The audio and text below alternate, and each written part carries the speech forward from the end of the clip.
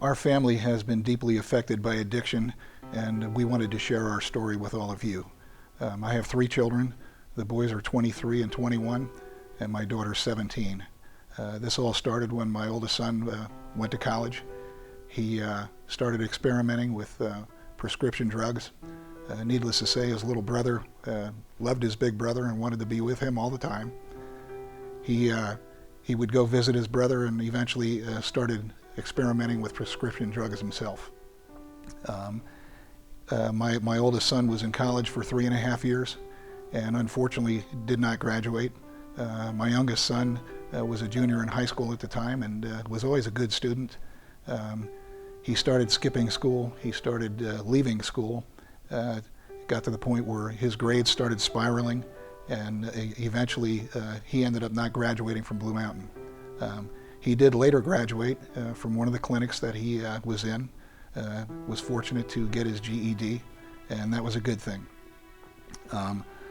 We as a family, we were ashamed, we were embarrassed, we had a lot of emotions that we wanted to keep within our family unit. We thought we were doing the right thing.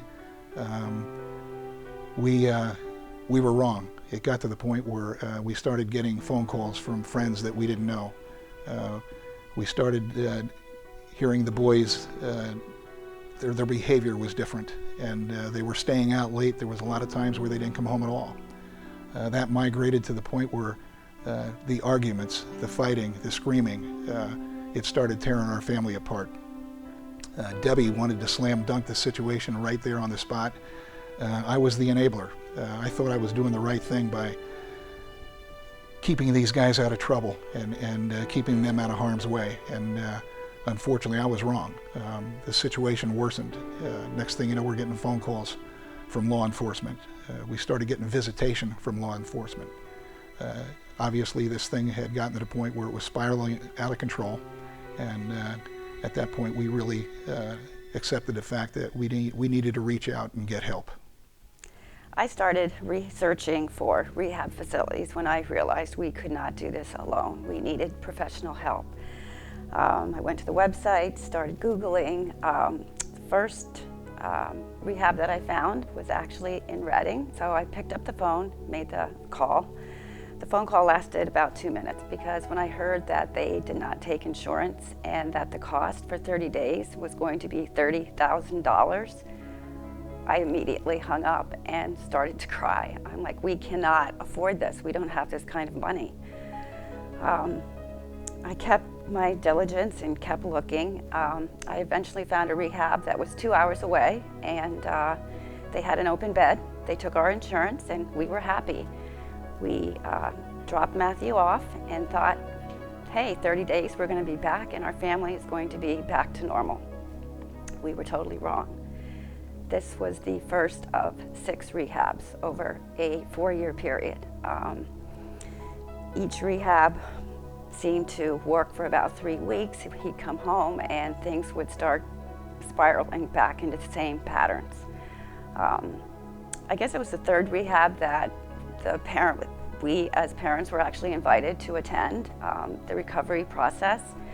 We had individual counseling as well as group counseling, and I think the group counseling was actually a big lifting point for us because we finally were able to sit around a table and listen to other parents that were going through the same thing. The stories were so similar, and we were just amazed that, hey, we're not alone in this. There are other people out there.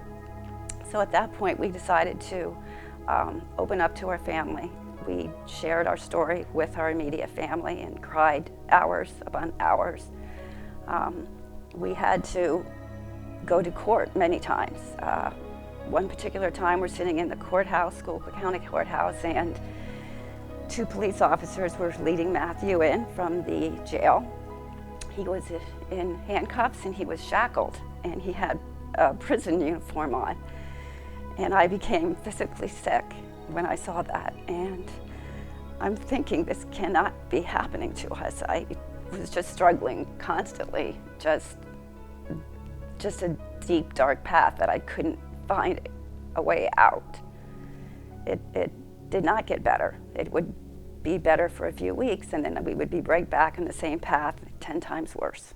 I have yet to mention our daughter Brooke. This all started for Brooke when she was in 8th grade. There's no child in 8th grade that should have to go through this kind of thing. It was hard for her. It was hard for us.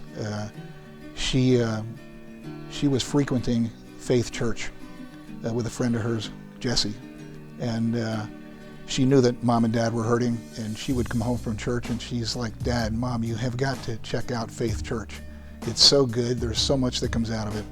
And so after some time, we decided, okay, we're going to go to Faith Church. So that following Sunday, we went to Faith Church, and I had an opportunity to rekindle my relationship with my buddy Doug. His sermon that day was like he was speaking to us. He was talking about hurting families, children that have gone astray, and how God can be a part of your life, and listening to His Word can help get you through this. We started going to Faith Church on a regular basis. We also started going to Bible study on Wednesday evenings. Pastor Doug was kind enough to sit down with us and counsel us and encourage us and try to get us to open up and do the right thing. At the same time, I happened to be talking to a probation officer, and I explained our situation, and with the concerns that we had right now, I was reaching out to him, and he had said to me, "Have you ever heard of Teen Challenge?" And I hadn't heard of Teen Challenge. So he had some good things to say about their program. We immediately called Pastor Doug, and Doug was quite aware of Teen Challenge. It being a 14-month faith-based program, we thought this was a no-brainer. Needless to say, Matthew was not frequenting church at that time, so we had concerns on how he was going to respond to this. Fortunately, when we talked to him about it, he was ready. We think that he had hit bottom, and he was ready to make a change in his life. Matthew ended up going to Teen Challenge, and it was a total transformation for him. It was a total transformation for our family. Our family may not be exactly where we want it to be, but we are 100% better than where we were 5 years ago.